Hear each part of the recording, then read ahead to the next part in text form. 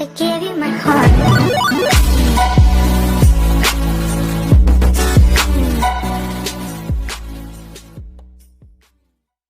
What's up? Dapper Cracker back at you, man. I cut a video about a day or two ago of us taking the old Subaru engine apart. Block's good. Now I'm taking the steering column out of OG Airbender. That's what I named the car. It's got the telescoping steering wheel, you know, Mark 8s do that. And it telescoped in and out. It just wouldn't telescope up and down. It was down on my damn legs. But I got the steering column out, and I'll explain how to fix this thing, guys. We'll get back to that. I know, it looks like Bigfoot tore a hole in it. Bottom line is you've got these two electric motors that ride on back of the steering column. This one goes in here like that, and this is the back half of the steering column where it goes in to the dash. This one on the right hand side, I'll show you, as you're looking in the car and you're holding the steering wheel. Alright, so you're holding the steering wheel. The engine on the right scopes up and down. The engine on the left scopes in and out. And they work off of these rods. These rods twist. It'll turn counterclockwise or clockwise, vice versa, to scope in and out. This one will turn clockwise to scope up, and I think it's counterclockwise to scope down. I could be wrong on that. I just know it spins to either way, vice versa.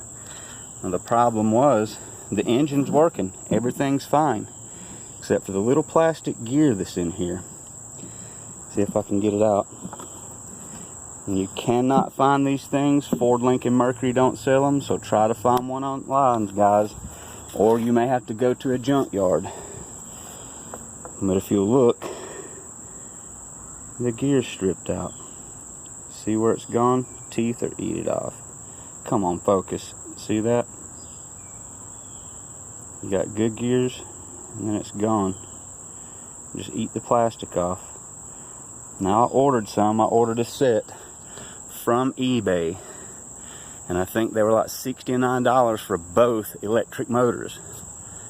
And they say they'll work on a Jaguar F-Type or Jaguar S-Type. I'm not exactly certain, but I got them in.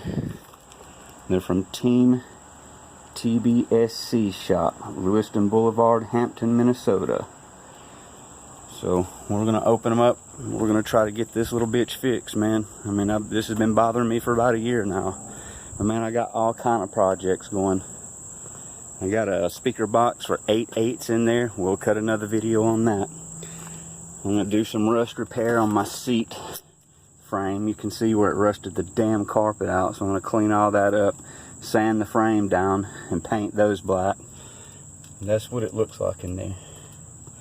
It's fairly simple. You got 4 bolts right here that hold the column in, and you got this pressure plate here that goes on the top, and I'm going to re-lube all that, and it goes on here like that. And there's the little plate that goes in there, and these bearings slide on this rail. I'm going to lube all that up. And you got one on the bottom too, so don't freak out when you separate this thing from its sandwich.